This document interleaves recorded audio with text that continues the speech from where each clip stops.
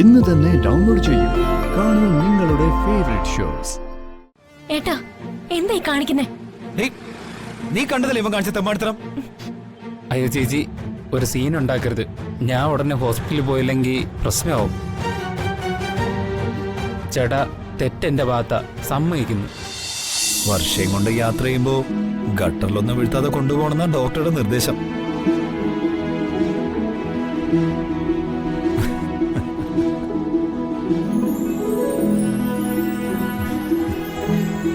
ഏട്ടൻ എന്താ ആലോചിക്കുന്നേ? മുഖത്തൊരു ചിരിയൊക്കെ ഉണ്ടല്ലോ. നമുക്ക് പിറക്കാൻ പോകുന്ന കുഞ്ഞിനെ കുറിച്ച് നിനക്ക് സങ്കല്പങ്ങളൊന്നുമില്ലേ? കുഞ്ഞ് പറക്കുന്നതിന് മുമ്പ് അമിതമായ സങ്കല്പങ്ങളൊന്നും പാടില്ലെന്നാ അച്ഛമ്മ പറയുന്നേ. എന്നാലും ഉണ്ടാവുമല്ലോ ഏതൊരു പെണ്ണിനും അവൾക്ക് പിറക്കാൻ പോകുന്ന കുഞ്ഞിനെ കുറിച്ച് ചില സങ്കല്പങ്ങളൊക്കെ. ഏട്ടന് ഒരു സിനിമാ പാട്ട് കേട്ടിട്ടില്ലേ? ആദ്യത്തെ കൺമണി ആണായിരിക്കണം, ആരുമേ കണ്ടാൽ കോതിക്കണം, അവൻ അച്ഛനെ പോലെ ഇരിക്കണം.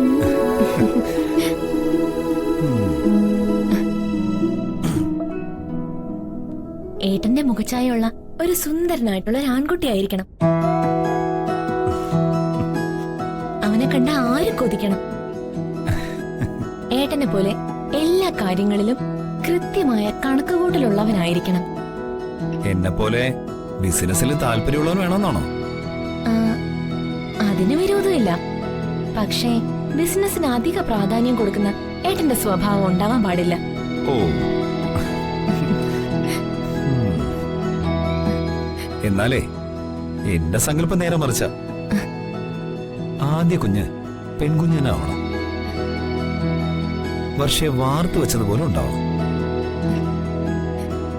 വർഷയെ പോലെ സ്വന്തം മാതാപിതാക്കളോട് കൂറും ബഹുമാനവും ഒപ്പം ദൈവവിശ്വാസവും ഉണ്ടാവണം. ലക്ഷണം കണ്ടിട്ട് കുട്ടി ആണായിരിക്കോ പെണ്ണായിരിക്കോ?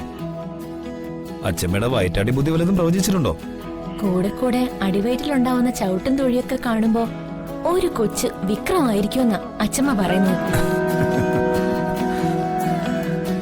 സത്യം പറഞ്ഞ ആണാണോ പെണ്ണാണോ എന്നറിയാൻ എനിക്ക് തിടുക്കായി മോളെ. എന്തായാലും ഗൈനക്കോളജിസ്റ്റോടൊന്നും ചോദിക്കാം. അയ്യോ വേണ്ട, മുൻകൂട്ടിയുള്ള ജെൻഡർ ഐഡന്റിഫിക്കേഷൻ ഒന്നും പാടില്ലെന്ന് നിയമമുണ്ട്. അഥവാ ഡോക്ടർക്ക് അറിയാമെങ്കിലും അവരത് പറയില്ല.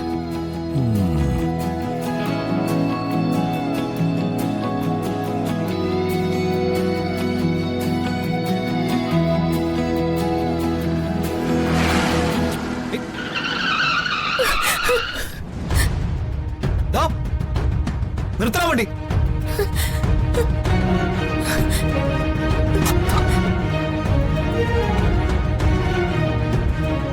ഏട്ടാ വേണ്ട, വഴക്കിനൊന്നും പോണ്ട, അയാളെ വിട്ടേക്ക്.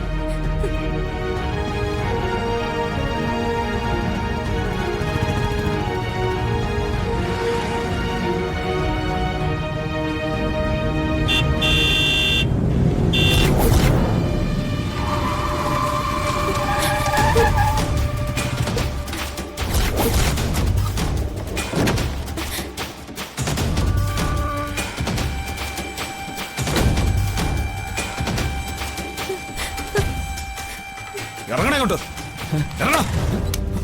ഇറങ്ങ. എന്താ പ്രശ്നം? അത് നിനക്കറിയില്ലേ? നിനക്ക് അറിയണല്ലേ? കാണിച്ചു തരാടാ.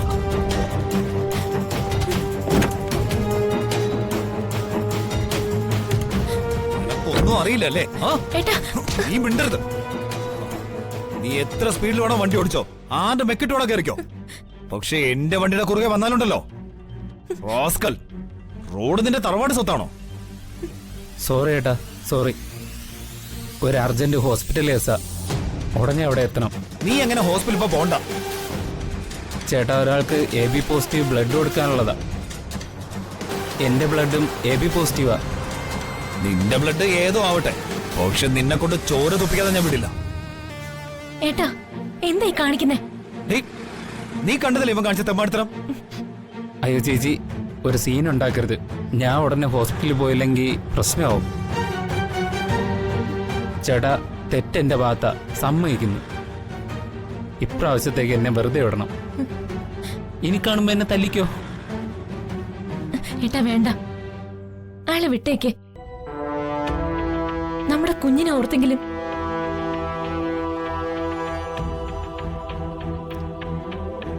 ചേട്ടനും ചേച്ചിക്കും ജനിക്കാൻ പോകുന്ന കുഞ്ഞിനെ ദൈവം ദീർഘായുസ് കൊടുക്കട്ടെ. പോടാ.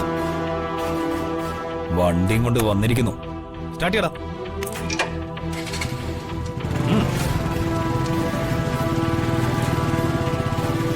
അവനെ മര്യാദ പഠിപ്പിച്ച് വിടേണ്ടതാ.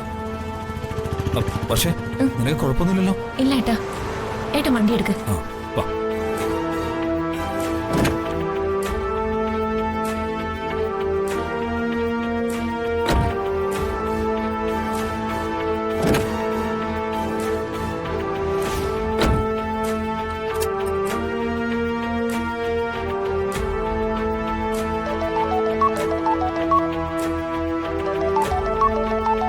ഡോക്ടറാണല്ലോ.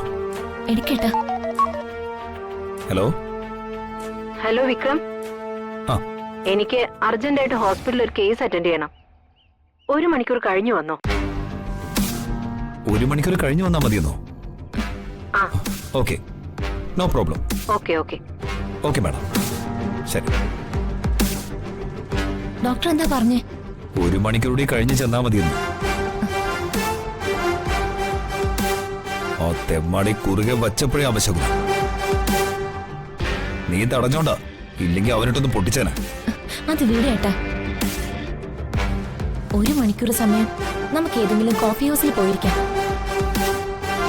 അവിടെ നിന്ന് ഒരു കോഫിയൊക്കെ കുടിച്ച് വിശ്രമിക്കാം. അപ്പൊ ഏട്ടന്റെ ഈ ചൂടൊക്കെ അങ്ങ് മാറും.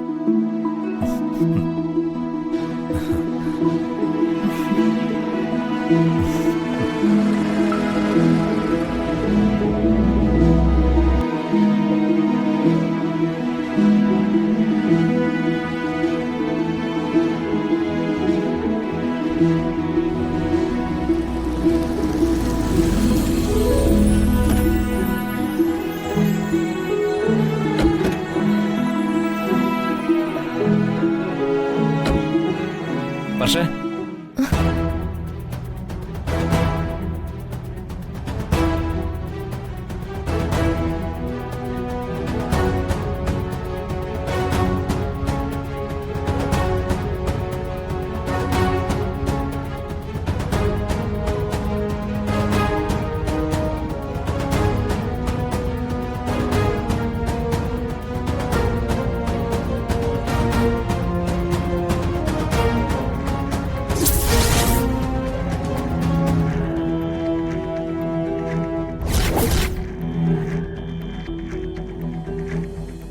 മാനത്തെ കൊട്ട